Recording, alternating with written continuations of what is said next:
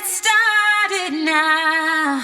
Freedom, freedom, freedom, freedom. My freedom begins at Life Force Canada. Greetings, everyone. I know there's still more people coming on, but we're going to get started.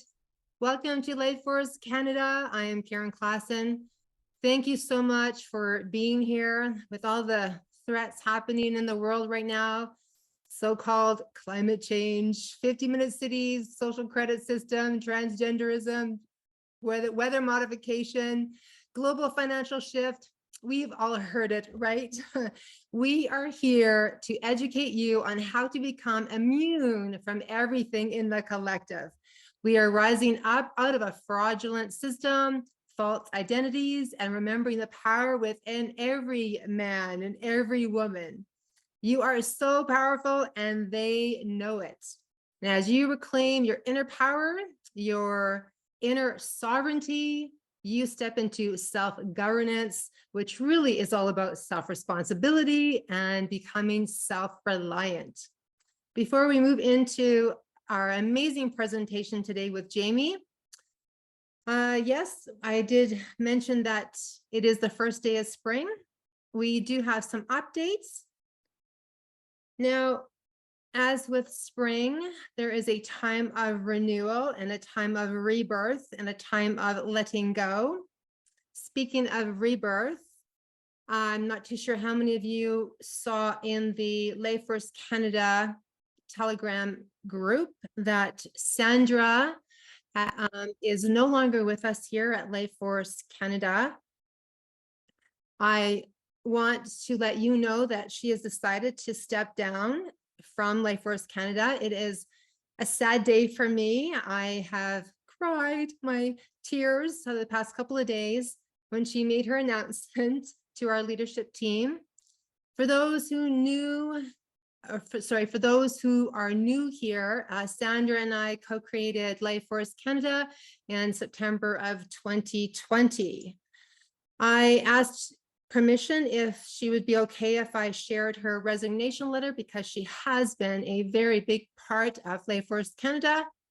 She's a dear friend of mine. She only lives 2 minutes away from here, so I will be seeing her quite often. However, I'm really going to truly miss her here at Life Force Canada. I am trusting I can get through this sharing of her letter here on my laptop without tears. So she shared, I'm writing this to let you know that my journey with Life Force Canada is at an end. I'm stepping down immediately and making arrangements to transfer Telegram threads and other administrative responsibilities. I've come to this decision for very personal reasons. Most people who decide to leave an organization can just stop participating and fade off into the distance. When you are founder, an integral part of the organization, an explanation and farewell is merited. One of Jordan Peterson's 12 rules for life is make sure your house is in order before you try to change the world. Well, my house has been on fire for the last 5 years, and I've been mostly avoiding dealing with it. I've been relying on a squirt gun to douse the flames. Some of you are aware of my family's traumatic experience in the family court through 2017. The following year, our business of 30 years became insolvent, leaving us with an income and multi-millions of dollars in debt. Health issues and relationship problems ensued. We have persevered thanks to liquidation of corporate and personal assets, the generous support of family, the indomitable warrior spirit of her husband, and the grace of God. There is light at the end of the tunnel, but there is still a giant mess to clean up and a lot of healing to do. Life Force was a refuge in the storm. My awakening ran parallel to the cataclysm in my life, and I was grateful to find a tribe of like-minded, passionate, and positive people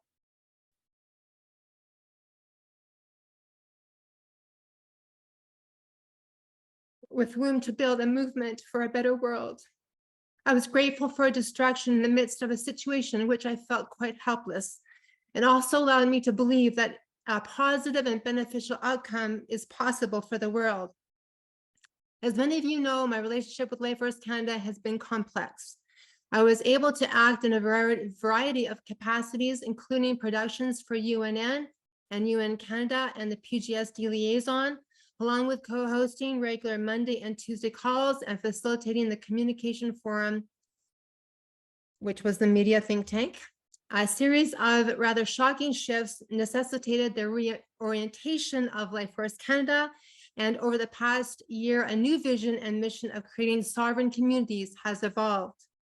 I give all the credit for Life Force Canada's impact and success to Karen Klassen. She's a warrior.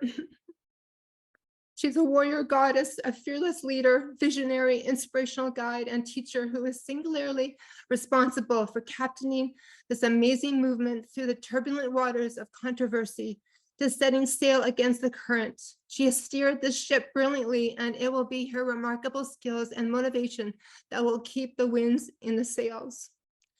Karen, I'm extremely grateful for all that you've done for me as a friend, a mentor, and spiritual teacher. You had my back and were my rock when the storm swirled. I truly appreciate the advice, patience, concern, and understanding that you have provided over the past 2.5 years. Thank you for your amazing and beautiful heart. I would also like to extend a very special thank you to the communication team who have faithfully participated in the think tanks regularly for most of the time it's been active. Karen Hannah, you are brilliant, and I'm so grateful for all that you do for Life Force Canada in so many capacities. Laura Jane, you are such a special soul and a true blessing in Life Force Canada's mission. I truly admire and appreciate your wisdom and guidance, Brian. Your enthusiasm and participation level is legendary. Thank you for all that you have contributed and for your commitment to inclusion and engagement, Katika. Thank you for being a passionate and engaged participant. Your contribution to our events is most highly appreciated. Unfortunately, I can't name all of the people who have contributed to building Life Force Canada and who continue to make it the most important freedom movement in our country. I truly appreciate your support, and each and every one of you has a special place in my heart. At the beginning of the year, during Karen's Together We Rise course, we did a visioning exercise and chose themes for our year ahead. Mine came out as rebirth. I had some trouble relating to it for a while, but with this decision, it resonates with me, and I will be my guiding light for my work ahead. My cup is fairly empty, I am battle weary, and I'm scattered. Recent new demands of caregiving for my mom and related family concerns are also requiring more of my attention. However, I am taking a lot of knowledge and many tools with me to be able to connect and to replenish my soul, to rebuild my life, heal my relationships, and fulfill my purpose. At this time, I need to redirect my life force energy towards reconciling my 3D world and my 5D aspirations. And yes, I certainly consulted the astrology regarding this transition. It's all there and everything is as it should be. The divine roadmap is laid out for all of us. And when we encounter crossroads, we must use our free will to navigate to our ultimate destination, our highest good. So it's time to put away the squirt gun and bring out the fire hose. Blessings to all of you. Love and light. Sandra. I am so grateful to Sandra. I would have not been able to start Life Force Canada without her support, encouragement, and friendship. And since we started in September 2020, Sandra's put in thousands of hours of volunteer time to hold space and was exceptional in sharing her brilliance and her beautiful heart. I know I'm going to miss her here, and I know we're all going to miss her. Okay, everyone, just close your eyes and breathe in life force energy.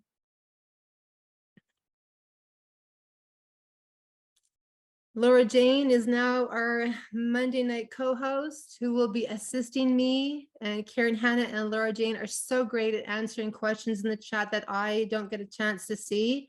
I appreciate both of you. Okay, I'm so glad. Jaymie, you're here tonight, right? I am. Yay. Okay, excellent. Okay.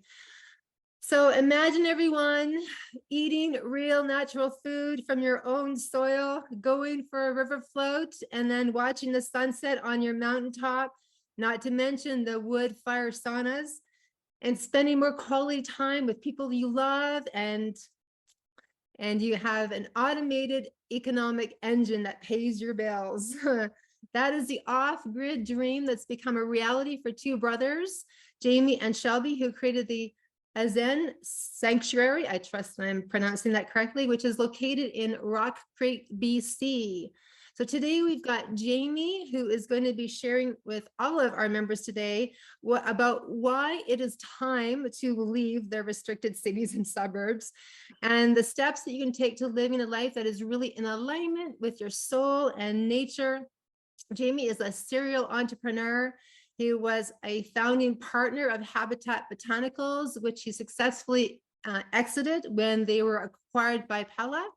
After a brutal experience in the corporate world, along with health struggles, Jaymie changed his entire focus to using off-grid real estate to create financial freedom and the ultimate healthy lifestyle. After having bankruptcy in his company during COVID, he started with 40K in debt and raised funds to buy 160 acres off grid with his brother. And along with some friends, they built a homestead, a retreat center, a regenerative farm and community that makes 30K a month. This is so amazing. In almost passive income with 5-star reviews in every category for short-term rentals and even event space. So he now educates people on how to do the same through the Living Off-Grid Dream course with over 7,000 enrollments in over 21 countries. They have clients who fly in from all over the world for in-person workshops, and they have students that have gone from broke to raising over 3.2 million for a single project. Welcome to the call, Jaymie. Thank you. Thank you for having me. I appreciate it. And thank you everybody for being here. And, thank you for just creating this space for everybody. I loved being a part of the intro, being able to experience that and just reading through the website.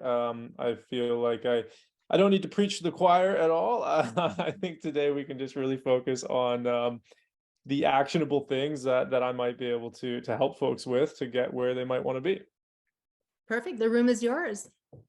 Beautiful. Well, yeah, I mean, I don't have a visual presentation at all today, although I will share my screen and go over some photos and elements that are, on our website and things just to provide a bit of visuals. But really, I was just kind of going through the organization's website, and I thought it was really really awesome that the Buckminster Fuller quote was on the website, saying never try to fix a broken system, create a new one that makes the old one obsolete. And that is kind of where we started with all of this. I recall being probably around 13 years old, and just seeing the trap in society of how the system is built around us, how we are supposed to go off and go to school and go into debt and then work a day job that we probably aren't going to like for many years to pay for a house that we can hardly spend time in with our family, and then go to the store and buy the crappy food sprayed with poison and all the things. And I really really wanted to avoid that. And I have started 5 businesses and I have worked 16 jobs, and I have done that as kind of a roundabout way to try to one day be able to afford to buy land and live life peacefully the way that I want to do it. And none of those things ever worked for me, and none of them ever generated enough money to be able to do that. And I think a lot of people can sometimes be in the same place. So it wasn't until we actually went straight at the goal, and that's what I'm going to share with today a little bit about how we were able to make this happen, coming from a place of having to bankrupt my previous business and being left in a whole bunch of debt during COVID and not knowing how I was going to feed myself in the next couple of weeks. So yeah, let's just dive into it. So our goals at a foundational level were to be self-sufficient in about 5 ways. And that was to be food secure, that was to be water secure, power secure, have shelter, and also be financially secure. And I feel like a lot of people are interested in this kind of lifestyle, and they often think about their growing their own food and having their own water and things of that sort. But very few that I talk to actually consider the financial side of that. So how, not only how do we purchase the land, but how do we have enough money coming in to keep the land going? Because the operational costs on that is still high, as well as, you know, things like taxes and whatnot. The government can come and take it if you don't pay, obviously. So and all those 5 things are really just the foundation. The dream beyond the foundation is really to have the freedom, have freedom of time to do what we want whenever we want, and or not whenever we want, but you know, preferably what we want, and spend more time with our family and things like that. And also financial freedom to be able to, you know, not be restricted by that. So I'd like to start off just with our relationship around money and what that means to us. I think that means different things to everybody. The way that we view money and financial exchange is really that humans have been trading since the beginning of time. It's been a tool for a piece of food. It's been something that's valuable to person A, trading for something that's valuable for person B. Money is a common denominator of trading. It actually makes trading a lot easier. It's just that there's many skewed, weird ways for people to kind of hack the system and get that. We prefer to think of it like when you create value, people are very happy to exchange you for that value. And if everybody were to create more value and give more than they take, then the world would be in a place of abundance. So we focus on creating value, and naturally the financial side of things has just very easily worked out when we are focused on that, on being able to create that, but also being able to communicate that value, which is a big part of what we're going to go over today. So yeah, with all that said, I'll kind of walk you guys through, maybe I'll walk you guys through where we are now, and then I'll talk a little bit about how we've gotten there. This is our land right here. It's 160 acres. We are in Rock Creek, BC. It is a bit of a crazy climate. We wanted to choose something difficult so that we could show people that if we can do it in a very hard setting, that you can do it anywhere. So, you know, we get negative 35 degrees in the winters. We're under 4 feet of snow. We have 6 months of building time. It's a desert. It's like a desert alpine climate. So it's also 51 plus degrees in the summers. But we also have a mountain for half the property. So that the terrain is very difficult to work with.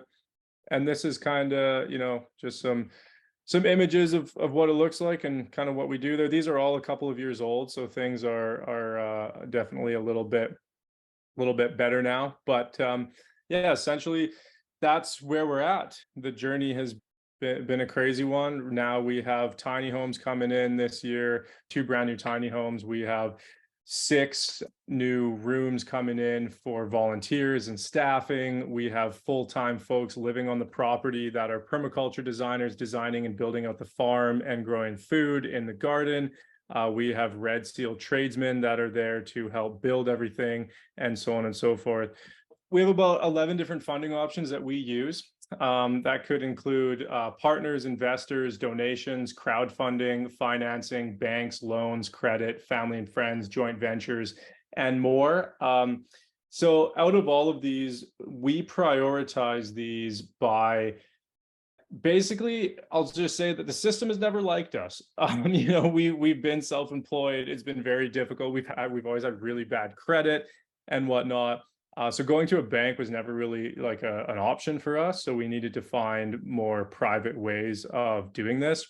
In order to do that, the funding route that is common and that we've taken is to residential real estate model. Lots of people are doing this, where they will go find, you know, $1 million home somewhere. As people all over BC, people all over the country, I know people that do it all the time.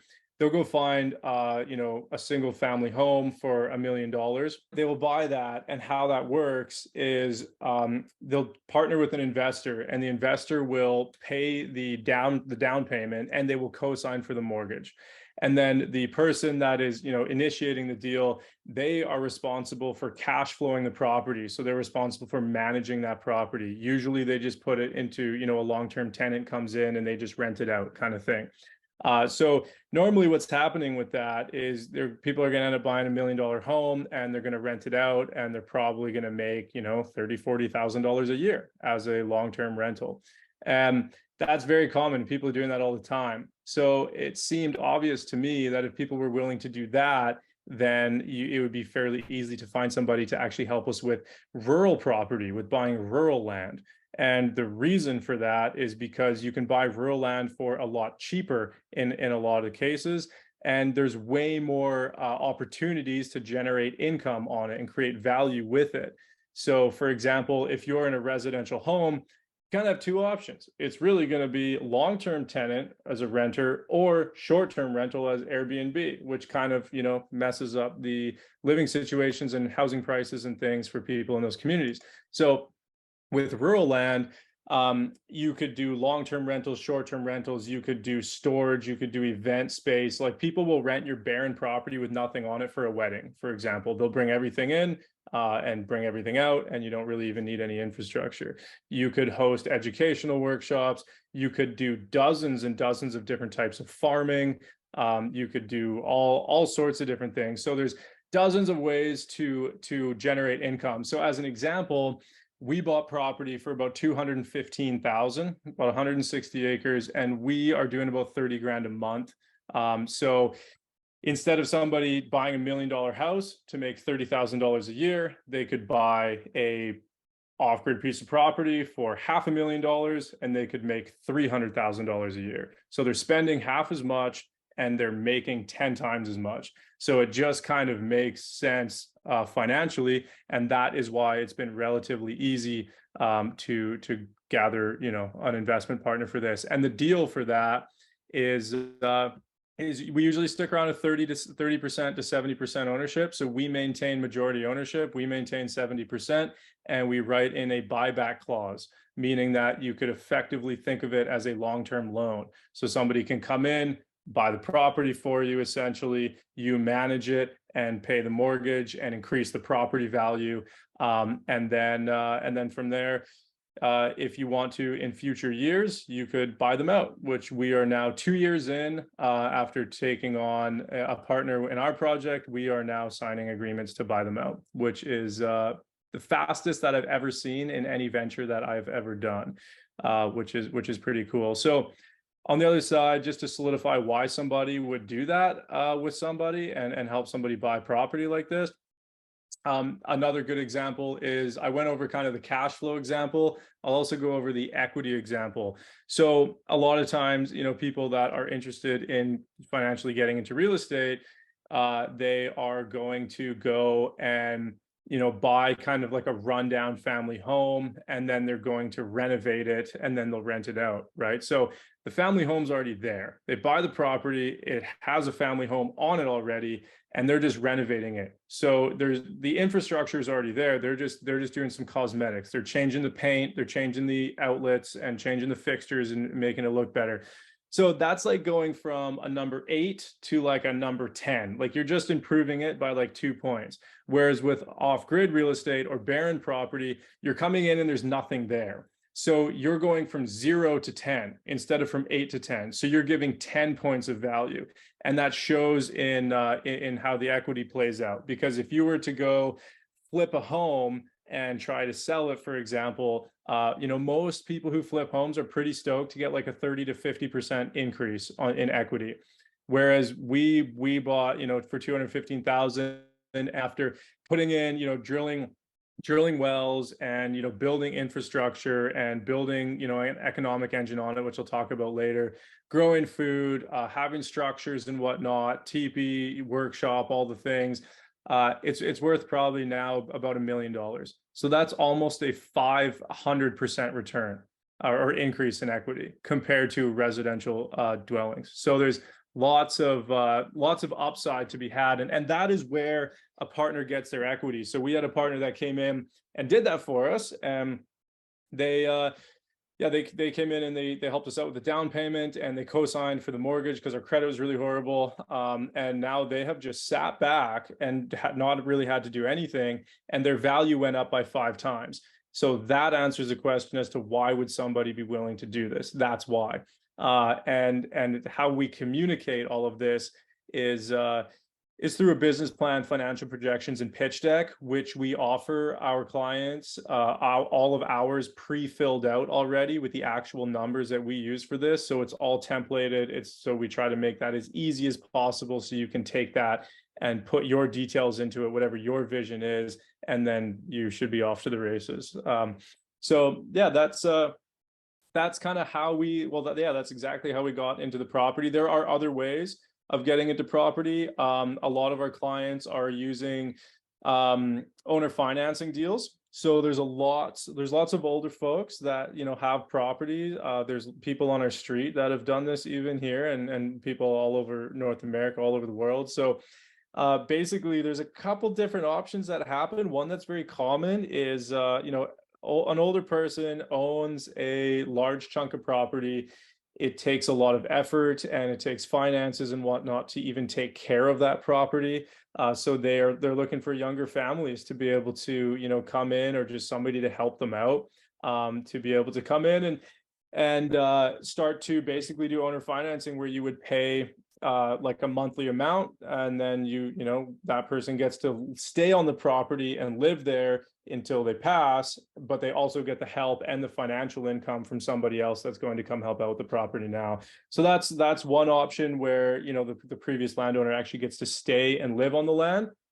Another option is where you just straight up do an owner financing deal where they don't get to live on the land, so they would move away. And in those deals, most of the time they're looking for like a you know, deposit, plus you're going to just pay the mortgage directly to them. So it just gets around using banks. And oftentimes we've seen people get, really good deals just by going around and asking people and talking to people human to human, and talking about, you know, the reasons why they want to do it in the first place. Like I've known people who straight up had just got like incredible deals on land. Like they'll go up, and the land will be worth $1 million, and they end up getting an owner financing deal for like 600,000, plus the person gives them you know, a mini excavator and a tractor and a truck and like all the equipment that comes with it, because they don't need it anymore. And that's over $500,000 of value, basically giving somebody for free, just because that person relates with you and relates with why you're doing what you're doing,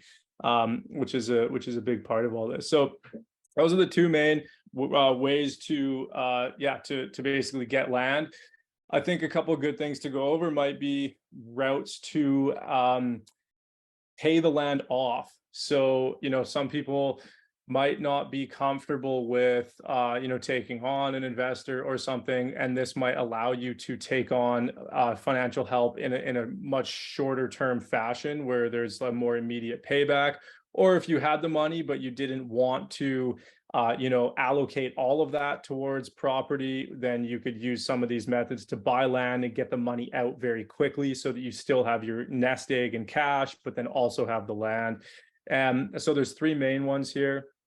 One is going to be one that I always start with. This one, not a lot of people have heard of it. Some people have, which is carbon credits.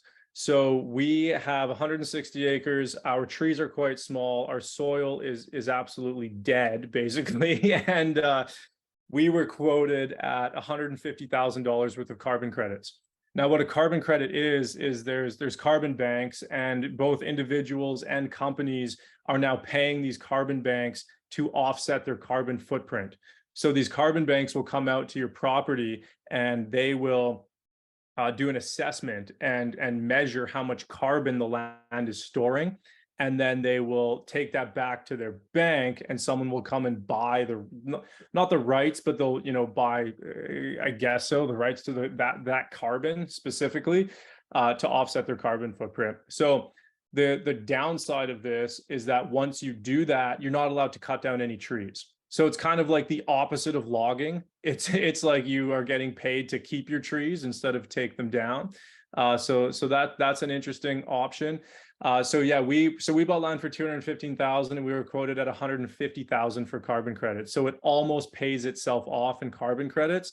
And we were quoted that if we waited 4 to 5 years, it's already been a couple of years now. So they said if we wait probably 3-4 more years from now, because we're using regenerative agriculture, and because we're going to have animals on the property, and because we're growing food on the property and all that stuff, that will actually, we're also building pond networks and all sorts of stuff that will increase the carbon capture on our property. So they figured that in 3 years from now, we will probably have about $500,000 worth of carbon credits. So if we wanted to pull all of those in a few years, then we could over double, we could get more than double what we originally paid for the property just in carbon credits. Other option is logging. Chances are, if you have trees, you're going to be in a fire zone and you're going to want a fire break. So you may as well log the fire break because you'll need it anyway. So we were quoted, what were we quoted? 240,000 to selectively log our property, and we bought it for 215. This is a pretty classic method. People used to do this all the time. Some people still do. It's definitely getting harder. You'd have to find a very particular piece of property, I'd say. But that used to be common. It's also, again, if you're like, we're using that as basically we're using that just for our fire break. So we are doing it's about $50,000 that we're getting to do our fire break. But if you combine the 50,000 with the fire break and what we would get in carbon credits, so you could do the fire break, get the 50K, and then pull carbon credits on the rest of the property to get 150, you'd practically pay the entire property off just with those two items. The last one is subdividing. So that one takes longer. It's a 2 to 4 year process, depending on where you're at. It's not available with everything, with every like land zoning and land parcel. But I do think that it's a pretty cool option. So, we have clients over on Vancouver Island that did it. They bought land for $1 million and they spent about $1 million to 1.5 through the subdivision process. And they had, I forget how many lots she had, but at the end of the day, she basically kept 20 acres for herself, sold the rest off, and she profited about $3.5 million on top of it, which is enough to essentially retire for the rest of your life and just hang out and still have 20 acres of land. So that one needs more money up front to get going, obviously. However, and it's not easy. However, because of the potential upside of it, because there's lots of money to be made in that, it's much easier to get an investor to come in and help you front that cash. And when I talk about investors, I just want to be clear here. When I say investors, I feel like people can get like scared of that term and just think like it's a big bank or something like that. We just work with like-minded folks. Like when I have an investors meeting, I am going and I'm sitting down for lunch with somebody who's like-minded like myself. We talk for 45 minutes about our upbringing and about mental health and about crazy issues of the world and about all the things that I'm assuming everybody here talks about, judging by the intro that I got to be a part of. So that's pretty much all it is. And then the last bit is like, okay, are we doing this or not? What do you want to do and how much money you want? Like it's very easygoing. We only work with people who are aligned with us and like-minded. I'm not trying to tell anybody to go to a bank or go to somebody that is not going to be aligned. That's probably the worst thing that you could do. There are many folks that are like-minded and have the same beliefs and are seeing the same issues in society that have the money, but they don't have the knowledge or the time. And that's what we're providing people with is that knowledge to be able to do this. Yeah, it's important also to remember that when I'm talking about this stuff, a lot of people think of it like, okay, I have nothing to offer. Investor has the money. I am coming to ask for this money. That's actually not really how it works, because my time and my knowledge is actually equally as valuable as their money.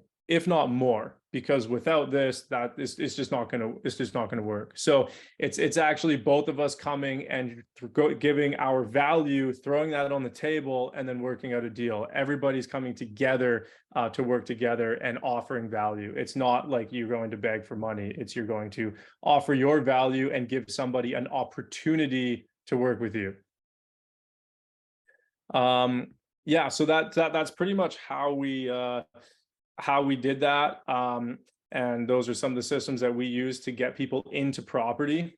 Thank you, Jaymie. Yes, if anyone has any questions for Jaymie, raise your hand and we can move into the Q&A. Stephanie was asking if there is any concern regarding the Undrip agenda and any impact that may have. What is the Undrip agenda?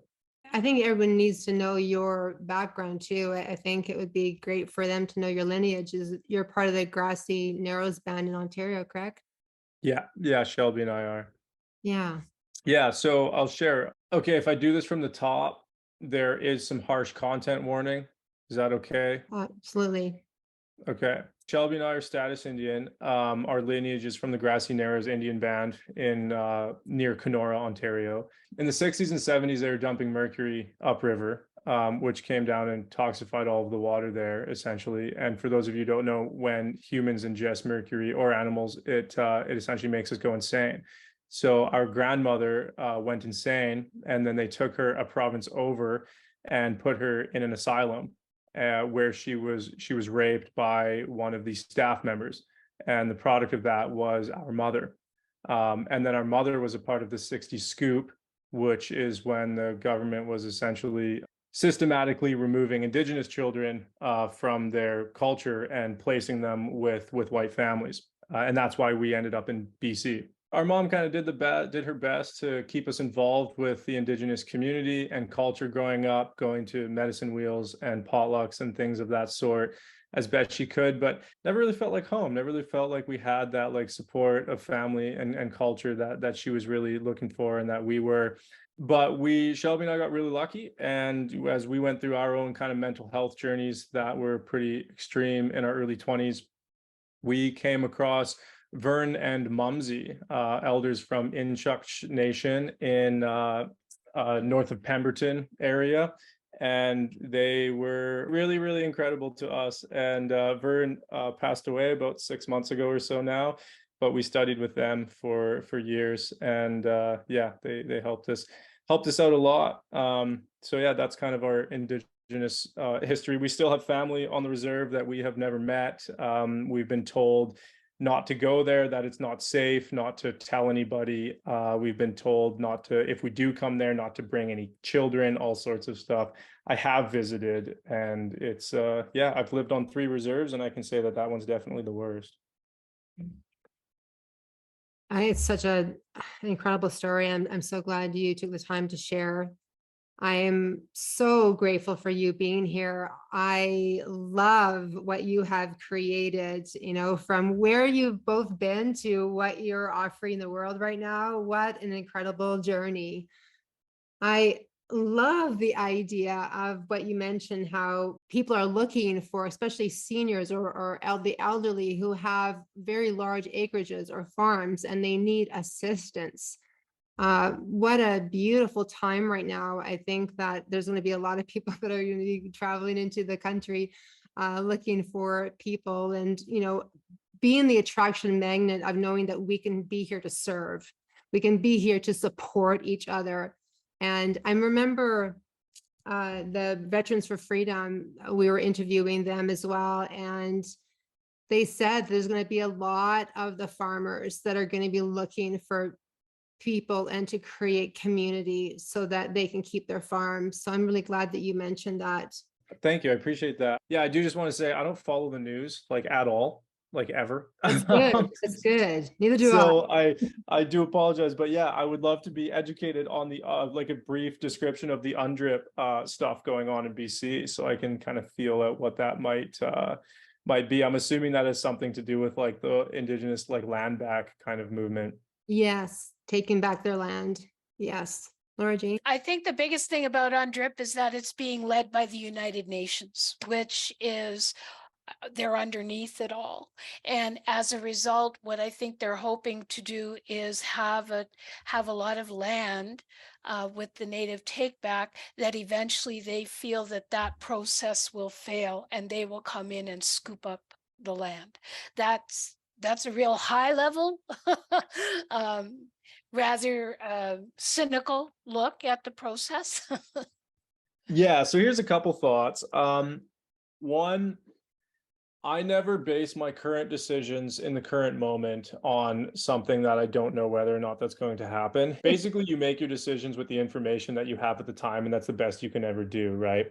Even if you started going down this path and then Undrip became a thing, from what I've heard, I really don't think that they're going to be taking like all of BC back. From what I've heard, if they do it, it's probably going to be most of the property is going to be in northern BC. So the more desirable spots, I would still say, are probably going to be open as private land. You can do this all over the world.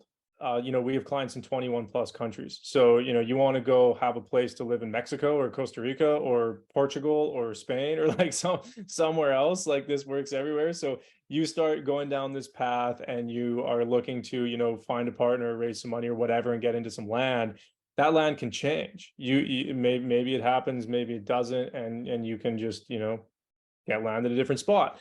The other side of that is that I don't really think that the government has, I know for a fact the government has actually never given land back to the Indigenous people. So it's all like a reserve is government owned. It's still government owned. It's just land that's reserved for Indigenous people, which there's not really ownership, or there's not true ownership or like accountability around reserves because of that fact. So I don't really see the point of the Undrip program, because they're never actually going to give it back. It's just going to be reserved for them, which is already a system that's failing. So I don't really know. There's a lot of different opinions and thoughts on this and the Indigenous side of things. There's a lot of stereotypes get thrown around in both directions. Like we get attacked online and we get mobbed online by people getting upset at us for like hosting ceremony and whatnot. And it's like, well, but like accepting donations for a ceremony, for example, people don't understand that things cost money. People come to a ceremony now and they'll come to a sweat lodge ceremony and they will bring like a piece of sage, like a stick of sage that they will have bought from a local, store or something. Whereas back in the day, people would come to a ceremony and they'd bring 2 horses and they'd give that to the elder. Back in the day, the spiritual folks, the elders, the ceremony and space holders were the wealthiest people in the tribe. And somehow now they're giving them a stick of sage instead of something that used to be worth $5,000 or $10,000 in the value of that day. So I think it's very misconstrued. Every chief, every elder, every community, every tribe has a different outlook on all of it. And I think that each individual's outlook should be respected. Thank you for bringing that up, Jaymie. I so appreciate you being here. I'm not really following the Undrip. I mean, I've seen the interviews, I've heard the discussions, and to me, anything that is creating a negative in my beautiful future, I don't want anything to do with. Because I know that as we move forward, we're creating our own reality, and they know, in regards to the controllers, they know the power of the mind. So they want to create division and separation, and they're doing a really, really good job of it right now. So I'm so glad that you brought that up. Barry, go ahead. Yeah, I just want to thank Jaymie for your presentation. It was great to hear you. Yeah, I live right in your region, and I know there's a lot of other people in the area that live in off grid like yourselves. And it might be a good networking piece to reach out, and I could probably pass your name on to some other the local area people. I know you probably know the urban farmer. Curtis Stone. Yeah, he's just down the road there too. So there's a lot of people in that area, and I think it's really good to see. We just had our food security meeting this morning, and we're reaching out right through from Big White to the whole region for that piece as well. So there's some good networking pieces that we can work together with. So I give you a private message with my contact information, and if you're ever in Greenwood, just look me up and we can get together, have a have a quick discussion. Thank you very much. Keep up the great work. Thank you, Barry. I really appreciate that. I just sent you my email as well.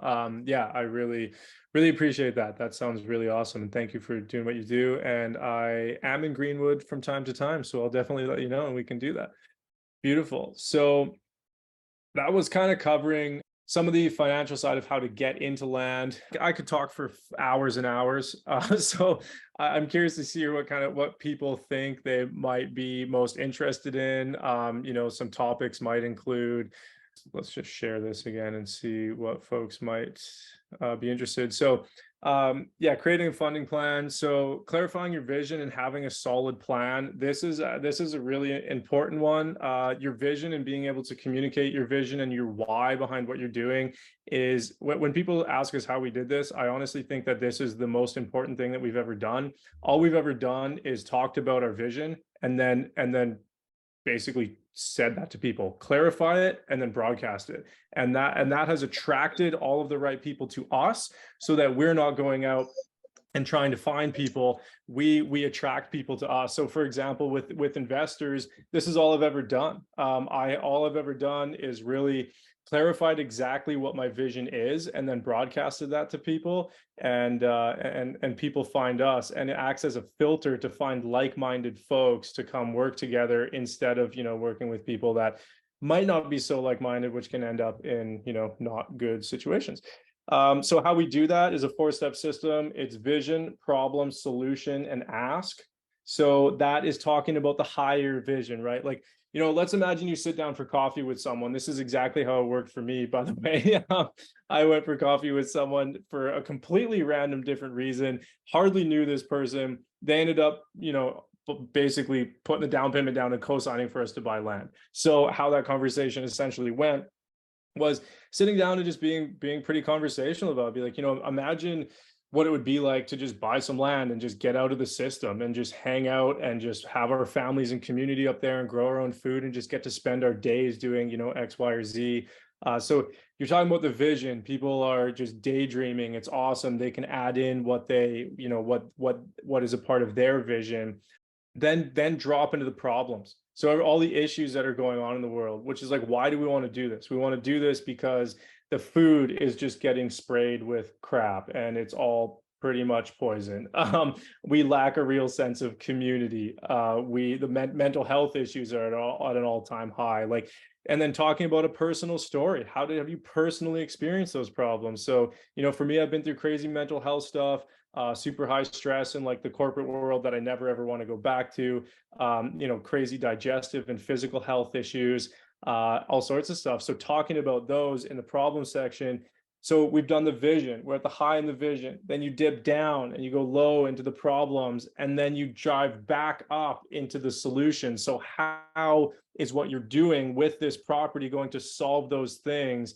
And it builds, and people get really it's inspiring for people, that contrast going from the high of the vision to the low of the problem to the high of the solution. And then you hit them with the ask, and the ask could just be like, hey, I found this property. It's got a river running through it or a creek. It's pretty cool. It's, it's only 500 grand. Would you be interested on going in on this with me, kind of thing? And it leads it in a very kind of flowy way where it's not like you have to go stand up in a boardroom and give this pitch. It's really just a conversation that you can open up with anybody. So that's been big. And that framework, by the way, is the same framework that has been used for almost every renowned speech that's been recorded in human history. So that's the same framework that we're using. There's just something about it that just hooks people on that level. So how to find and buy land and making sure it's right. This is a huge one. I really can't, for this one, I have to say, if you don't work with us, work with someone, please, just because we see people go wrong with this all the time.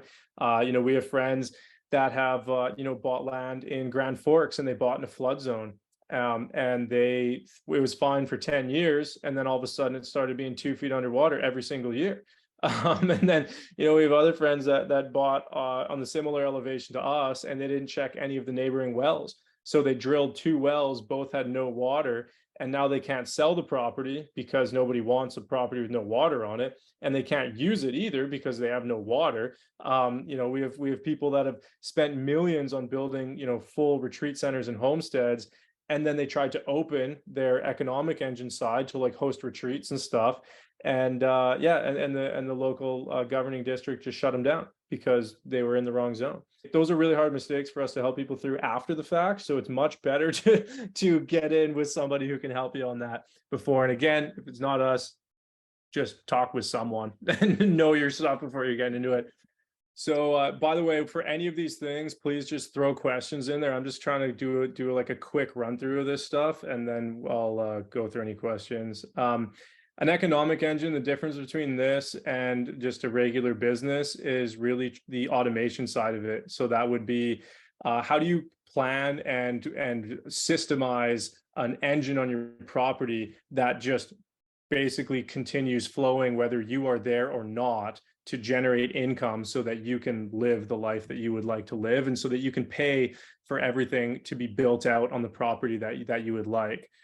So there's a system of how we help people choose these different things, and those system is normally a cost benefit analysis. So for example, you could spend $1 million on a regenerative farm in order to make 200 grand a year, and it's going to take you probably 2-3 years to build that out. Or you could spend 200 grand on some short-term rentals, and you could make 300 grand a year in your first year. So that's just some examples of those things. And by the way, for like the community side and affecting community related stuff, our short-term rentals are not meant for long-term living. So they are not stealing housing from anybody. They're not stealing affordable housing from anybody. Similar to doing this with a residential family home. And we actually have the community side of our project. So we actually open up long-term living and affordable living options for lots of folks that are building out this property with us. So that's kind of the difference with that. But this could be anything. We talked about the dozens of different things. Just general infrastructure. A lot of this is actually kind of how to get around the different permitting options and how to do it in a cost-effective manner for your initial phases and things of that sort is big. Also in the, finding land and stuff, also the zoning. So if anybody's interested in any zoning related stuff, let me know. In our area, we picked our area specifically because we have no zoning. Our zoning's like actually classified as no zoning, which means we could build a roller coaster, a skyscraper. We could build 1,000 homes on our property. You can kind of do almost whatever you want as long as it's within the building code. So those types of zonings do exist. The zoning that you want to do what you want does exist. You just need to know how to find it. So if anyone wants to know what our system is for finding that, throw it in the comments or in the chat box there. Just planning and budgeting for your building types. So, the actual costs and realities and the pros and cons of different things. A lot of people want something that they think they want, but they don't actually know the realities of it. A good example of this is, we have a lot of people that might that want to start like a little glamping setup to try to, get some income coming in. So, people will be like, oh, well, I want to get a yurt and I want to rent a yurt out. Well, a yurt costs $30,000 and it rents for, $200 a night. Well, you can get a bell tent for $3,000 that also rents out for $200 a night. So why would you spend $30,000 to do that? You could, if you allocated that to bell tents, you'd actually make 10 times as much for the same cost, which is interesting. And lots of stuff, like very easy to get fooled with certain things for, building types. Lots of cool dwellings out there, but most of them are crap, to be honest, like for little micro homes and cabins and stuff. So just making sure you're working with somebody that like can look at that and understand how it's built and whether or not it's going to be good, especially for the seasons and whatnot and the climate in Canada. Land design and layout. So this is, we work with permaculture systems for all of our land design stuff. So this is actually quite important when it comes, you can save yourself hundreds of thousands of dollars, both in time, labor costs, machinery costs, and maintenance. If you drill a well here and you build a house 1,000 feet away, it's going to cost you probably a lot more money to be running those lines back and forth. If your garden is over there and then you have to walk 1,000 feet and you forget a shovel and you have to walk back and you do that once a day for 5 years, it really, really, really adds up. So yeah, this is actually one of the most one of the most interesting sides of it. We're building a network of 21 plus ponds that will hold over 200 million liters of water, and it will be gravity feeding our orchard system. It will be gravity feeding a full perimeter fire defense system as well, and just, you know, have water security in case things get hot or dry up, or, you know, you have a crazy season. Our goal is really to actually replenish our aquifers so that we have springs coming out of the ground again and have our own running water. Systems for finding caretakers, planning intentional living communities and whatnot. One thing I would like to say is that 95% of intentional living communities fail. The two biggest points of failure here, one of which I've already talked a fair bit about, is the financial side and the human factors. If you want to go over the human factors, or anybody's interested in the intentional living stuff, please definitely let me know. There's a reason why 95% of them fail, and we help people avoid those reasons so that they can have a successful go at it. Yeah, food growth and raising animals, just kind of our strong suit, I will say, is definitely more on like the strategic side, the financial side, the land design side. Food growth and raising animals, we have a couple full-time permaculturists on site that are doing a lot of this. Our in-person workshops, you know, go over a lot of this stuff as well. But yeah, this is just kind of all around, everything from a passive solar greenhouse to, you know, composting methods and laying out your land design for animal, like your zones for your animals and things like that. Tools, equipment, and machinery, just whatever you would need for, you know, specific uses. Everybody's use is very different. Everybody's goals are very different. The size of your property, what you're doing with your property, all of that are factors that need to be taken into account when deciding on tools, equipment, and machinery. We've spent probably about 100,000 on just regular old like hand tools and things like that. And then we also have financed a mini excavator, a large excavator. You know, we bought this skidder that's in this picture right here, bobcat, trailers, all sorts of stuff. We have some really unique financing options because, again, we have really bad credit. So there's financing options that are really awesome that you can use to get the stuff that you need that doesn't actually show on your public credit, so that you can access it way easier if you have poor credit, and then B, not have that shown on your publicly facing credit, so that it allows you to go utilize that elsewhere.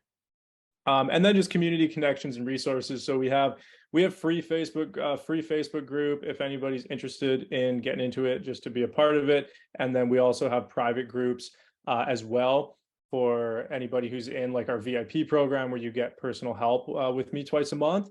And we also are coming out with some new cool stuff where, if you are doing this, we're starting to create a bit of a network where you can kind of fill out what you're doing and where you're doing it, and you can, you know, everybody can kind of see where each other's at and what they're in need of, and actually like link up with one another if they're in the same local community. So we're coming out with an app that does that, so everybody can connect a lot easier. So if you get on our email list or something like that, then we will be keeping you up to date with that in the near future.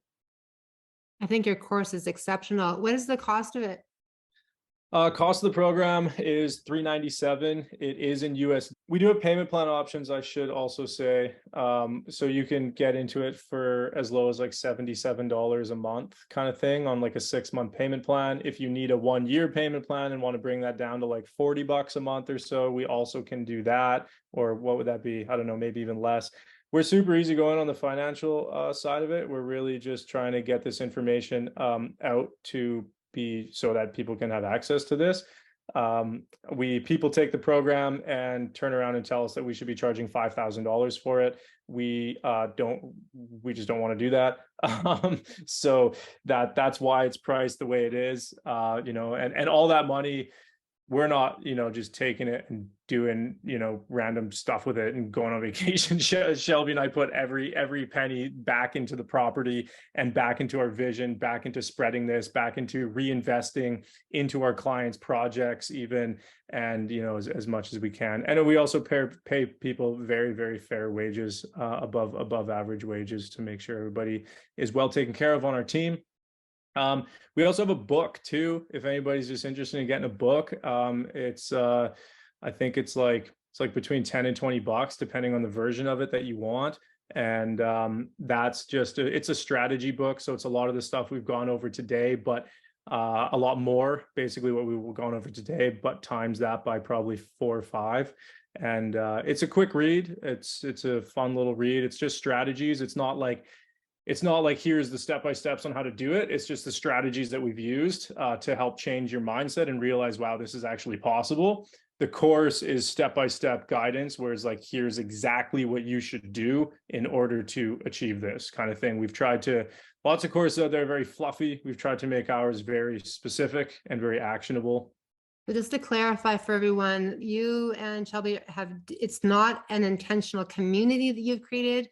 This is your land and you created it to be a business that's prosperous, and then you're supporting other people in doing the same thing, correct? Correct. We do have community elements of our project. When we first started, we actually basically gave like 30, 40 acres in the back to an existing group of people that wanted to create an intentional living community. So we have at different points in our project have had like a full kind of community vibes on our property.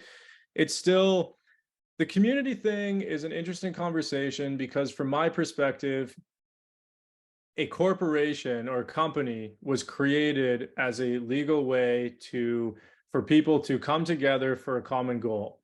Now, I think where we kind of went wrong was in that it forces us to legally have to create profit for our shareholders. So that's why we write in similar to a B Corp, except a B Corp, you have to be doing like 10 or 20 million a year or something in order to be like a certified B Corp, which we're not. But all the same, we write into our notice of articles that we also have the responsibility for mental health and for our environment and for our food systems and for all of the social causes that we are really going for here. So with that, it feels fine to me to use that option. And to me, that still is, it's been the easiest way for our project so far. And the reason is because we've already owned the land. So having people come in, the agreements have been vague and it's caused a lot of like hierarchy and authority issues and people kind of taking things for granted very easily. The things that we've been through on the community side is very insane. So for us, we are very happy now to be able to pay everybody an above average wage and give people the free living spots to come and stay and bring their tiny home and whatnot and just work together towards a common goal, and everybody's very happy with that. However, we do plan on doing full community projects. What we've realized is that it's better to go for a full community project instead of like right now we have a property that's really focused on homestead, retreat center, education center, all those things. And then trying to have a community in the back on the same piece of land. It was difficult because we had two different things going on at the same time. So what we're going to do is we're actually going to start our plan for an intentional living community is going to be to and this is a subdivision plan. We would go buy 160 acres and we would subdivide it into 50 family homes, 50 lots. And we would drill wells on each one. We would design a full permaculture design for every single one. So that helps people know exactly how, and with training, by the way, so they get online and in-person training for how to harvest their own water, how to grow their own food, how to raise their own animals. And they would get a full business plan and training in person and online for how to generate an income on that property as well to help make them financially self-sufficient. And they could get all of that in one package for about $300,000. And we could do owner financing options so they don't even need to go through a bank. That's how we plan on bringing those people together for that. So essentially our goal is that you would own land and be food secure, water secure, power secure, and financially secure with half the cost of buying an apartment in the nearest town or city. Beautiful. And the piece of land that you have is just so incredible. If anybody's interested in watching some of the videos and stuff that we have on social media, you get a good idea of what we're working with there. As far as the terrain, it is quite intense. Elaine, go ahead. thanks, Jaymie, for this presentation. That's pretty awesome. It sounds really congruent. I may have missed this, but I'm just wondering, was that Crown land that you purchased, or was it previously owned? It was previously owned. Yeah, there's Okay.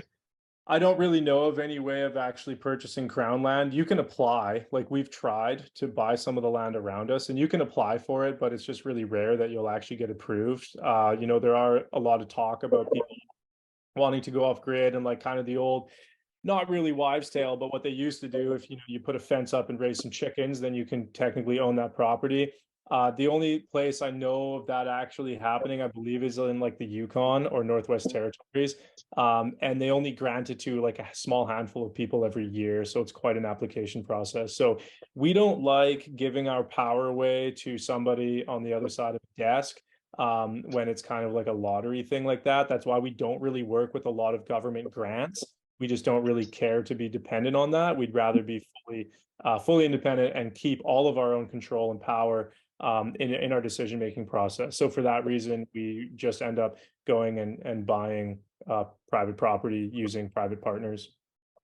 Yeah, that's great. And was the original, did you get a Crown patent or letters patent on that? Like, did the land go back to ownership before 1931? I have no idea. Because if you go back to pre-December of 1931, go back to the original owner, then you'd be able to get a Crown patent on there for a allodial title. So I'm just wondering if the title then on that property, does it say fee simple? I don't know. I'd have to pull it up. So Crown patent for what type of title? For allodial. So the absolute ownership, because fee simple is basically your feudal serf, you're renting, like all titles basically after 1931 are fee simple, where you basically are not the owner, you are a tenant, the fine wording of titles. That's one thing. And the other thing is, are you forming PMAs to keep this in the private realm, or are you only in the public? Right now this is a good topic of discussion around like the corporate entities and whatnot and how to use them. So the PMA stuff is actually something that I was actually going to ask this community about, because I saw it on the website quite a bit, and I've been looking for a lawyer and help with some of that for the PMA side, because lots of our clients are very interested in that, as are we. I'll give everybody a breakdown of where we're currently at with our corporate structure. So we have the land is owned by a holdings company, which is just an empty corporation. All it does is hold the property. There's pros and cons to that. We did that because we put it in a holdings company because it's easier to change land ownership around very quickly. So we knew we were going to be bringing on other partners and things to help fund this. So being able to move ownership around very quickly was beneficial, because if you buy property and you put your name on title, and then once every 2 years you want to bring on a new owner, you have to go through the mortgage process a lot of the time, and that's just a huge hassle for everybody. And it's just a huge hassle to change around any of those terms. So the pros is that you have way more movement, and it's way faster movement to be able to bring on partners and investors and whatnot for financial growth and stability with a holdings company. The con is that the interest rates are higher because it's a commercial mortgage. However, with the pros to going and doing just your name on title kind of thing, the regular route, that is that you have the regular interest rates, which are lower, but then the cons are it's harder to move things around. However, I have heard of a kind of a hybrid mortgage option, which is kind of like it's like a small business mortgage. Technically, I believe it's a small business loan, but with that one, you actually get to put it in a holdings company. You have the benefits of that while also maintaining the lower interest rates. So that's I'm not a mortgage broker though, so I would talk to somebody about that. But that's essentially how we've set up for the holdings company on the property. And then we have a I call it a B Corp. Again, it's not certified because you have to do like 10 to 20 million a year in order to be certified as a B Corp. But it has the things written in the articles so that we are socially responsible for other things aside from, making income. And that is for any of the income generating activities on the property. That's what that business is for. And then we have, we're a part of a nonprofit on top of that. So the nonprofit is for, you could run donations through that. You can host community events through that and things of that sort. So the reason we keep them all separate is because if one gets attacked, it gives you a little bit of legal, space and protection with the other one. So if someone comes and sues, for example, I would put our nonprofit on all of our front-facing websites. Somebody comes and tries to sue a nonprofit, then the business is protected and the land is protected, or the business goes down, the land is still untouched. So there's, lots of different strategies with that. The reason I keep it in a B Corp, and, a lot of people talk to us about trusts, like family trusts. I think I will do that eventually. The reason that I'm keeping it in a B Corp now is because we are still in growth mode. We are still in the mode of building this space out. And a B Corp is something that is well understood by a lot of people. So for potential partners and investors and financial backers to come in and help you, they need to understand it. They need to feel comfortable with it, and people feel comfortable and they understand a B Corp. So that's why we are still using that. Once we are fully funded and everything is fully built out, and we know that we won't need that anymore, then we will turn it into a vessel for keeping it long term. So basically, we're using vessels right now that I think are best for financial growth vessels. And then once we get to a point where everything's built out, then we will switch over into vessels that are more for long-term holding, which would be like a trust or but that's a kind of aside the fact from the PMA. So that's where we're standing now, but we are interested in getting into PMAs, and I hope we can find some help here, some lawyers that can help. Great, Jaymie. Yes, you can definitely be supported in regards to PMA, because that's what we're all about. Laura Jane is our expert, and you actually don't need a lawyer for creating a PMA, but I'll connect you with Laura Jane. Beautiful. Thank you so much. I appreciate that. Thank you, Elaine. Great questions. Esther, go ahead. It's going to be Bill. Okay. Hello, Bill. Hey, so I got a couple things. First, that you've pulled yourself back from such an abyss and created this for yourself. Blessings on you, brother. I think that's fantastic. So well done. Well done. I have a question you don't have to answer. I'm curious about your rough costs for your infrastructure costs. You got your land. I heard those numbers. Your infrastructure cost to roughly take it to where you are today. And then I do have a question about, have you got animals? Do you have chickens and pigs and cattle? Do you have that going yet? Just curious about any of that. Yeah, great questions. Yeah, I'm an open book, by the way. So anybody has any questions, financial, personals, otherwise, I'm open. So just ask me anything. Financially, we took on a mortgage partner who came in and they helped us out with the down payment and they co-signed for the mortgage. That got us the land. Then we were sitting there with nothing. We were like, okay, we got the land. Now what do we do? And then we took on another part. Actually, no, first we crowdfunded.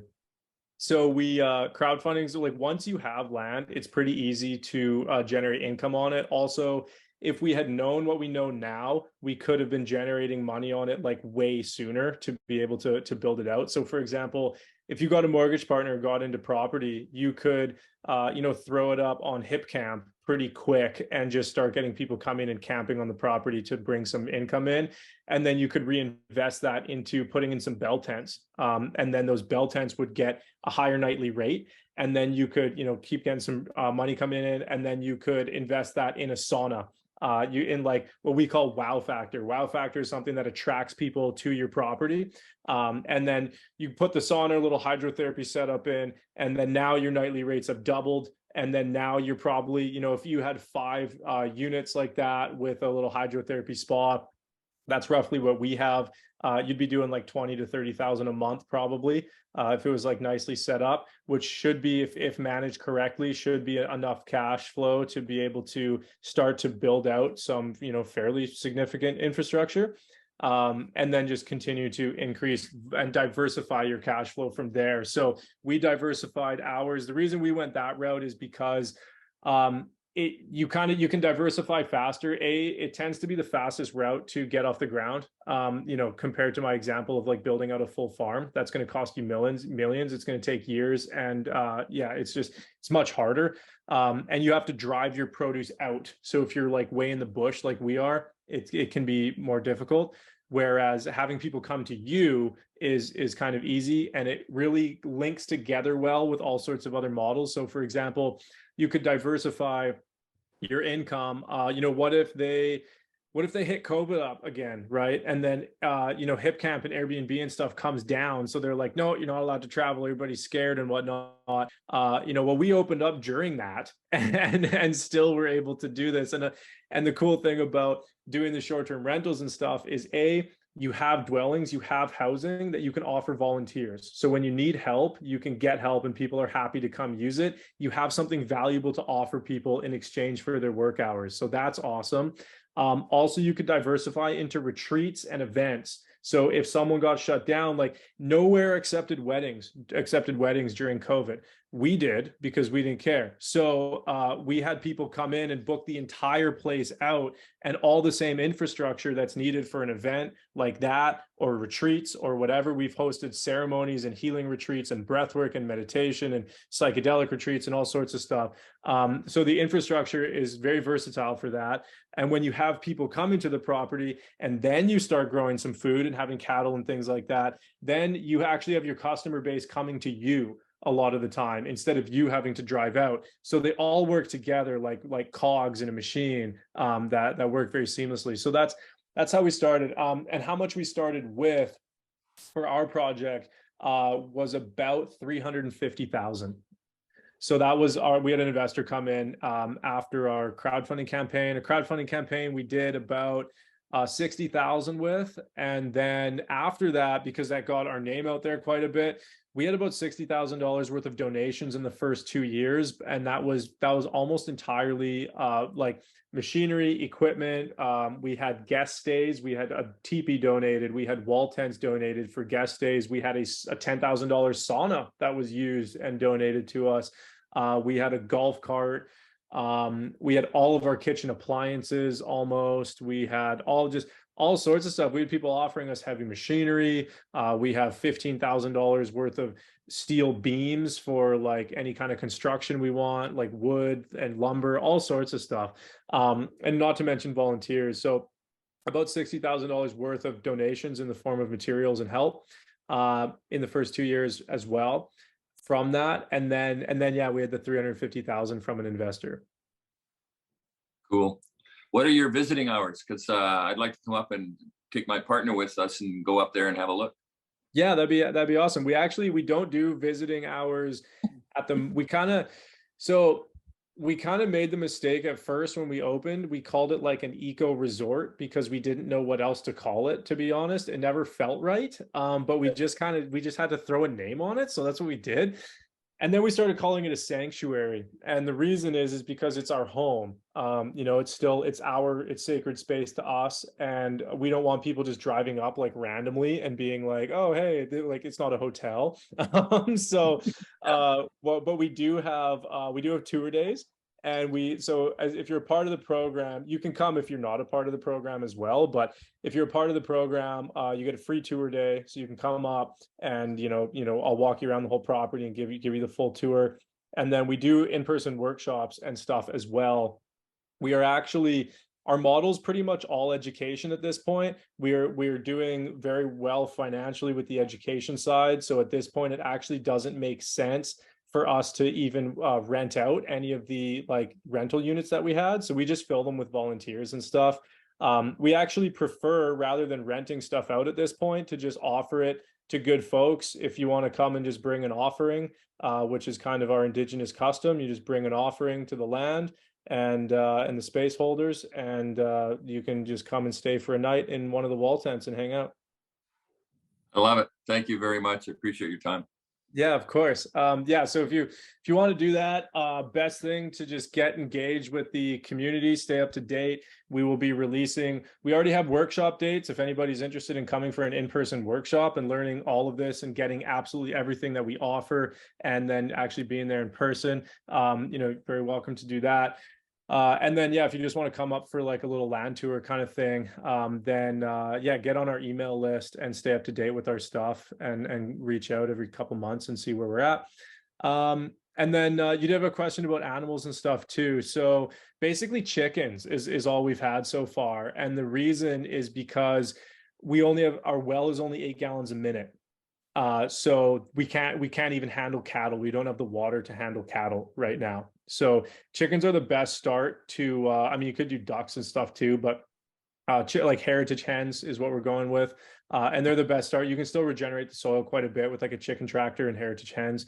And the egg production is pretty nice, but that's the reason for the pond network that I talked about earlier, is to be able to replenish our aquifer and then be able to host cattle. I think cattle are going to be, we plan on having cows and sheep and goats. And I know goats are a headache, and a lot of people tell me that all the time.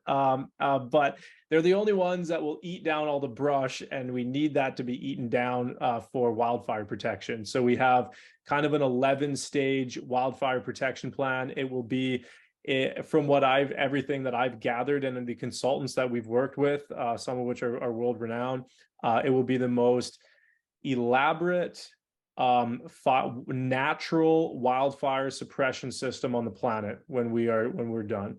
And animals are a big part of that, of managing the fire breaks in those zones. Cool. Awesome. Thank you so much. thank That you. was awesome. Yeah, of course. Thank you so much, Bill and Esther. Great to have you here. Joe, go ahead. Thank you. Thank you. This is so informative. I have a few questions. I'll try to just keep it brief. How did you find the property? I would be interested in the zoning search tools you talked about. And last one, what was your selling point with the crowdfunding? Yeah, great questions. Okay, so how to find property and the zoning search tool. So we have kind of a property finding funnel. So it starts very high level and it slowly helps you funnel down into the particular parcel that you're going to be, that's going to be right for you. So how to find that is going to start with a series of questions. And I can't run through all of them because I don't really remember them off the top of my head, to be honest, but I can run through about 4 or 5 and I can give you a demonstration of what that looks like. So the first thing you might ask yourself is, what climate do I want to be in? Right. That could be for personal preference. Do you want to, be warm in the winters? Then you're probably not going to be in Canada anymore. Right. Got it. Yeah. Or, and then the other one is going to be, what do you want to grow? Some people are very specific about what types of food they want to grow. Again, if you want to grow avocados, you're probably not going to be in Canada anymore. So that's going to help you out. Some people actually make it also based on political climate. So we've helped people move countries because of political climate as well. So that's a question that is helping you locate a general region of a country or a country in the world. So it's very high level. And then from there, you might come down and you might, ask yourself, okay, look at population density. So we want to be within 2 hours of basically a large city, or like a large or small city, I suppose. And then you want to be within about 30 minutes of a small town. So you want to be near population density, and there's many reasons for that. For example, what we define as a small town is going to be somewhere you can buy some food, hopefully, and where you can fuel up and stuff like that. If you have a lumber yard or something, that might be great too, but essentially it would really, really suck to move 16 hours out into the bush, and then you get out there and something breaks and you need a part, and then you have to drive 16 hours to go get this part, and then you do that, and then you realize it's the wrong part, and then you know what I mean? Like, you're going, like, it's really can be really, really frustrating to be that far out, and the amount of logistics costs in getting materials up to your site is insane. And then also for the economic engine, if you're growing food and selling it and offering that to your community, if you are having short-term rentals or long-term rentals or whatever it is, that population density nearby is going to be the thing that will help drive that economic engine. So those are just two examples. There's more of why. Also, just like general safety, you know, being near a hospital in case something goes wrong and things of that sort is, you know, kind of important as well. So also for if you wanted to do any kind of like, I don't know, just like the resale value on your real estate as well, might be a big thing too for population density. So then from now you've honed in, so you've honed into a region of the country, and now you've honed into like a nearby city or so, right? And then you could hone into your zoning. So once you know what you want to do with the property, which is what we help you decide with our program, there's a lot of like the biggest feedback that we get is people say, I didn't know what I didn't know. And there's just a ton of potential pitfalls that you could run into, but there's also a massive amount of potential out there that you probably didn't know was even available to you. So that's what we help you go through, and all the pros and cons of all the different elements of the project, so that you can actually put together a plan and realize, oh, maybe I don't want that, which I thought I did. Instead, I realized that this is new and I'm going to add that to my plan. And once you know what you want to do with the property, only then can you actually realize what zoning you need. Because a lot of people just go out there and try to find land first. And that's actually not what you should do. That's where people get into a lot of issues. Because if you want 50 people living on the property, or if you want cows, then your water needs are going to be very different than if you don't want cows. You know what I mean? Like it can be very, very different. So then after you know that, then you get into zoning. So how we pick zoning is, if you go onto any regional district or like township website, or, you know, this is Canadian, but like same thing for counties in the US. If you go, it's usually on their footer, sometimes on their main navigation, but legally they're required to have this government mapping system. So you can go into the government mapping system and they have little check boxes, and you can just check off the different types of zoning that are applicable for you. And then it highlights them on the map. So then you can actually see in that area, that region that you've now honed in on from the population density, you can see the types of zoning that are applicable to you and your unique project and what you would like to do. And then you can start working with an agent and start to go look at property within those zones. Right. So that's how we find land. Then there's a whole nother system that we have for assessing that land to make sure that that particular parcel is right for you and going to suit your water needs, your sun needs, all the different things that you're actually going to be working with there. Okay. And your selling angle with crowdfunding was? Selling angle with crowdfunding was short-term rentals. Okay. Yeah, it's we tested different things and that's what came out on top. So it's definitely just the easiest. People want to come and experience it. So yeah, I mean, like a lot of people in crowdfunding campaigns will be like, oh, here's a t-shirt you can have, or here's like a thank you letter. People don't really care. What people went for was 1 night stay, 2 night stay. Like you could even be doing this with like camping and stuff. And then we also did a full property rental, which were like high ticket items. So that was like, I think it was $4,500 for 1 night, but you get the whole place. Or it was like $7,000 for 2 nights and you get the whole place. So that could be like someone coming for a family reunion or a wedding or a corporate retreat or like something like that. And those ones actually funded about half of our campaign, were those high ticket ones. So you must have had buildings already built out at that point. Nope. No. Okay. It was like future building. And so did you live in a trailer when you first moved onto that property, or what did you do there?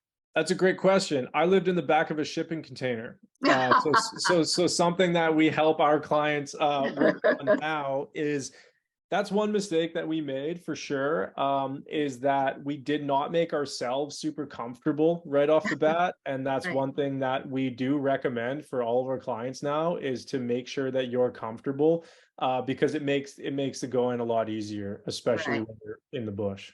Okay, thank you so much. So great. I'm going to go on your website and sign up for the course. Fabulous.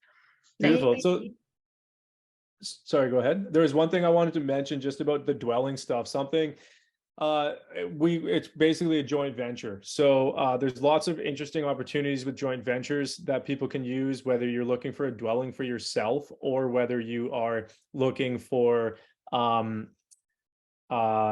whether you're looking for like a rental or like something like that. So for example, what you could do, like let's say you got into land and then you're looking for a dwelling. You could go finance a tiny home, and you can finance a tiny home for probably about a small one for about like $1,200 a month, probably. Right. So you finance a tiny home for $1,200 a month. And then you say, okay, well, I can't afford that. So you finance a second tiny home and you rent one out. And you'd probably make about $4,500 a month off like Airbnb-ing this tiny home. And then that would actually cover the cost of financing both of the tiny homes because you're living in one. And then you have about probably about $2,000 worth of profit left over at the end of the month, every month. So if you were to do that, you could actually go pitch someone who either can build you a tiny home or someone who can afford to put the down payment down on the tiny homes for you, and then promise them that profit and say, okay, here, you get the $2,000 a month, but I need one to live in so I can manage the thing. So they would basically put down the down payment for you, which would probably be around $15,000. And then, each, so 30 grand they put down, and then they get $2,000 a month. And you could structure that in a deal where, maybe you pay them back and they get paid back $60,000 for the 30 grand that they put in. Right. Right. And then you would get ownership. So at the end, basically, you would pay this person back, they would make money, they're happy, and you would own two tiny homes with probably an evaluation of about $300,000. So you'd have that worth of equity to then borrow against if you wanted to continue growing. Okay. Thank you. Great ideas. Thank you. Beautiful. Thank you. Thank you, Joe. We only have about 5 more minutes left. So Toby, you can go ahead. Toby, you're muted. Barbara, we'll just skip over to you, Barbara. Okay, I had one question. When you were looking for land, did you look at all about issues with old mines, like the environmental issues? Because I know there's some areas like around Trail and up in northern BC around Atlan, where there's problems with leakage of chemicals and stuff from the mines that's leaking into the rivers and lakes. So I'm wondering if you did any of that kind of research when you were looking for land. No, I didn't. We didn't look super remote. Like honestly, no, not really. We for one, we bought on top of a mountain, and we kind of like that because we are at the top of the water kind of table, so no one can really poison our river because we're at the top. So we got the higher ground on that one. No, I mean, we would love to have something like riverfront and whatnot. But no, I haven't really, no, that's not really on our list, to be honest. Maybe it should be. Thank you, Barbara. Apple? Oh, I was going to make a comment. That's okay. Go ahead, Barbara. Yeah, I was just going to say, like, if you look around, for instance, Mount Poly Mines, likely, like, there's a lot of property around there, but all of that has been toxic. Like, the toxic waste from the spill up there is terrible. I would never buy around there. But a lot of people don't know that. So that's just an example. Yeah, that's a good point. Thank you, Barbara. Apple, you're muted. Yes, hi. I just have a question about the tiny Sorry, house. what is your name? Olga. Oh, this is Olga. Thank you, Olga. Yes, hi. So I have a question about the tiny home on wheels. Mm-hmm. Financing, I never even thought it's possible to finance it. And yeah, the thing is, I don't have a land, but I do want to have a tiny home. Is it still possible? Yeah, you can finance them.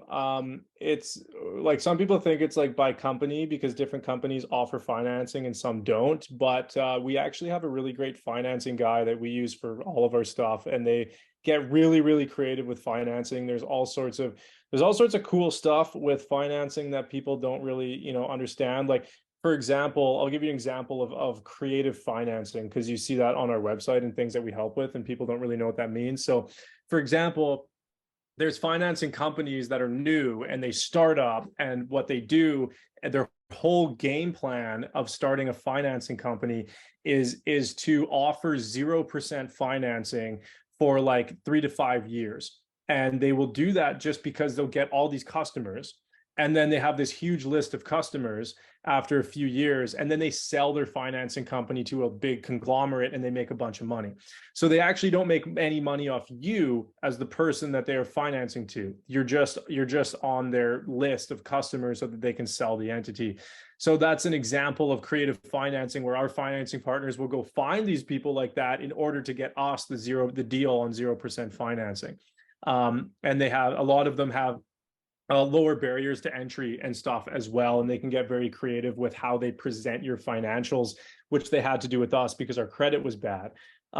So yeah, we have a great financing partner who could pretty much get you financing on any tiny home, or with any tiny home company that is building them to code. As long as they're built to code, they can get you financing on it.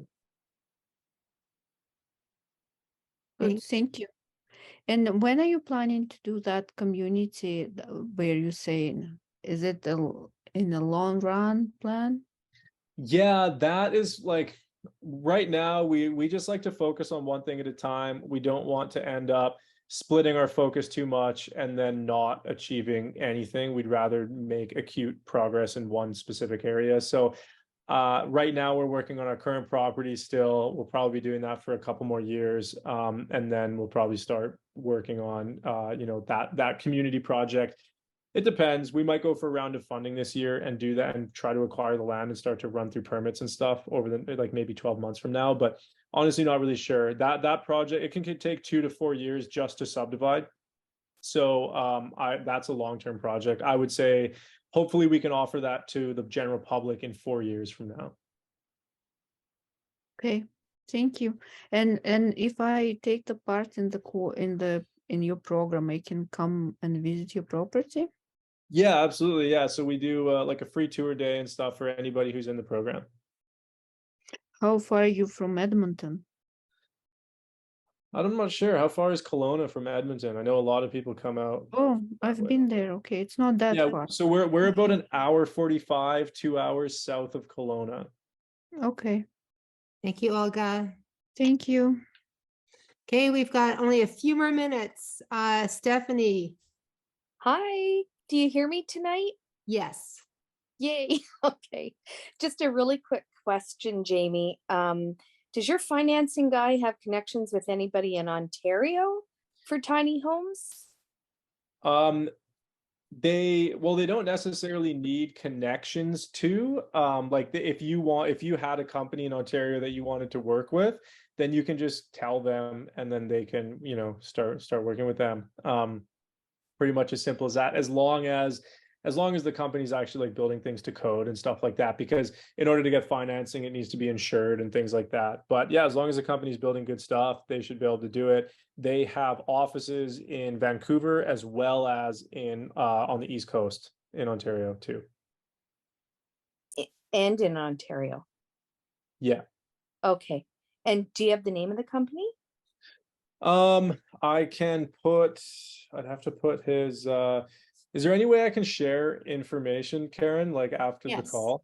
Just email me. I've been reaching out to Tom, so just email me and then I'll send the information out to everybody. Okay, cool. Thanks so much. Really appreciate this. What an incredible project. Yes.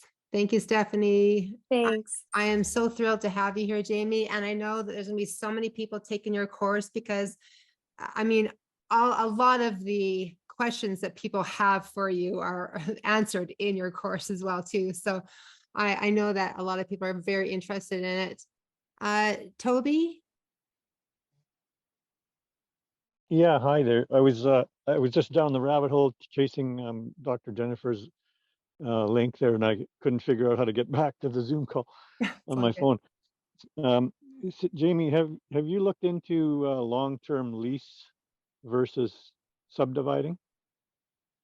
Yeah. So that's another good option that I didn't really mention with the subdividing. I kind of include that as one and the same. Basically, it's like a contractual thing. So it's like someone would you would zone out your property, and instead of legally subdividing it, you would just long-term lease, or this Yeah, you person wouldn't have to change the title. contractually own a portion of your land. That's pretty common. I see it more so common in other countries, to be honest. But it depends on your zoning in Canada. The zoning is quite, for example, you could long-term lease somebody a portion of your property, but that doesn't change the zoning of the property. So if you're on, for example, if you're on like a regular residential zone lot, then they're only going to let you build like 2 or 3 structures. So then everybody wouldn't be able to actually build a home, and they have limits for the amount of people that can be in the zone, in that property on that zoning. With ours, we could do it because we have no zoning, so we can have any number of people living there. But yeah, it really depends on the zoning for that one in Canada. We have clients in Costa Rica that do that like crazy, and they do really well with it because it's much easier to do over there in other areas. A good roundabout method for this is we have clients that get zoned for being a campground. And then once you're zoned as a campground, it's very easy to turn it into a long-term lease situation for tiny homes, because tiny homes are technically still a mobile dwelling. So there's lots of ways to kind of get around those zoning and bylaw stuff. And we go over a lot of that in the course. The other question I had for you was, have you looked into removing your land from the land title system? I am interested in learning more about that. To be completely honest, I've had lots of people ask me about it, and even like tell me about options, but I have yet to be connected with a specific individual that can help me actually take action on that and like make it a reality. So far it's been a lot of talk, and I'm kind of just waiting until someone comes along and helps me actually do it. So if you know anybody, I'd be very interested to start jumping through some of those hoops. Well, I'm in the same boat as you. I've been looking for about 30 years, and it's intentionally in order to have standing in law, you have to be standing on the land. And as Elaine pointed out, when your land is in the land title system, you're not standing on the land, you're standing on an artificial title, which the state owns, and well, the Vatican owns. But I'd love to connect with anyone like Elaine who's been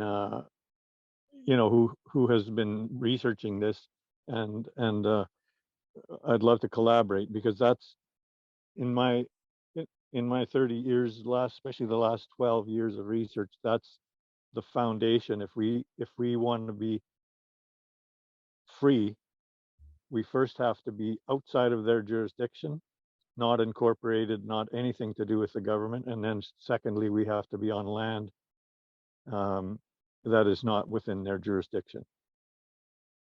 Yeah. So my name is Toby anyway. Yeah, but I love your whole, I'm definitely going to be signing up for your course, Jaymie. Your whole approach and the knowledge that you have gained, and the quick thinking, like the way you communicate is amazing. Thank you. I appreciate that. I enjoy it. I could sit here and do a 4-hour presentation with everybody. Thank you, Toby. Appreciate you. Okay, thank you. Jaymie, we are so thrilled to have you here. And again, I know there's going to be a lot of people connecting with you, definitely in the course, and in the future, taking part in other workshops on your space. I know I want to come out. I know there's an equestrian center just outside of Calgary, and they have about 80 acres. And I just was invited. there's a group of us and we went out, and so they have shut it down as being an equestrian center, and they're really a part of the freedom movement, the owners. And so they just said, hey, we have this land here. There's a 40,000 square foot covered building, there's barns, etc., paddocks. What should we do with this property? And so everybody's like, oh my gosh. And so everything that you've talked about is what they talked about in regards to their land. So I know that there's going to be more and more people saying, hey, I've got this land. How can we all come together and make something beautiful happen here? So Jaymie, you're just an amazing man, a beautiful soul, and please give your brother a hug from all of us as well. Yeah, absolutely. I will. One thing I'd love to just let everybody know that we do have a like there's more info on a video. So if you do click the link to sign up and whatnot, just so you can see it, it'll basically take you to this page. And if you go to step 2, there is this video here, which me with longer hair, which is goes over a lot of the just more info on top of what we talked about today. So if anybody's interested in that. Excellent. Thank you so much, Jaymie. Okay, you can join the Tuesday Connection Call tomorrow night. And of course, our forums, everyone. Yes, Hilla, our education forum is on Wednesday. Go ahead, Hilla. Correct. Wednesday. I mean, it's sort of connected, right? Off grid. So we're going to focus on unschooling and what do we do? How do we raise kids on our own, off grid, perhaps? So join us Wednesday, 7 p.m. Yes, the fabulous Tasha Fishman is going to be presenting on the... Thank you, Karen. Yes. She's incredible. Love her. Beautiful. Thanks again, Jaymie, for being here and sharing your knowledge and your wisdom. We are just, we're so in alignment with everything that you're doing. Thank you, everyone, for being here. We are on an amazing journey.